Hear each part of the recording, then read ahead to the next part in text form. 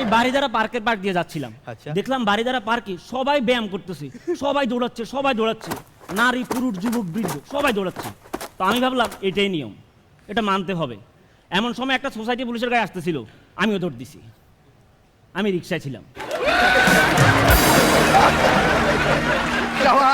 ভাই আমি নিয়ম মেনে চলি। হ্যাঁ আচ্ছা, ঢাকা শহরে বাসা খুঁজতে গিয়ে দেখলাম সকল বাড়ির সামনে লেখা নিরাপত্তার স্বার্থে আপনার পরিচয় দেন, সব বাড়ির সামনে লেখা। হ্যাঁ। তো আমি ভাবলাম এটাই নিয়ম, এটা মানতে হবে। তো আমি ডেলি 50-60 জন সিকিউরিটি গার্ডকে আমার পরিচয় দিছি। আমি যাত্রা বাড়ি গেলাম, দেখলাম লেখা বাড়ির সামনে নিরাপত্তার স্বার্থে সিকিউরিটি গার্ডকে আপনার পরিচয় দেন। তো আমি বললাম আঙ্কেল ইমার্জেন্সি কথা আছে শুনেন, নিরাপত্তার স্বার্থে। জি বলেন।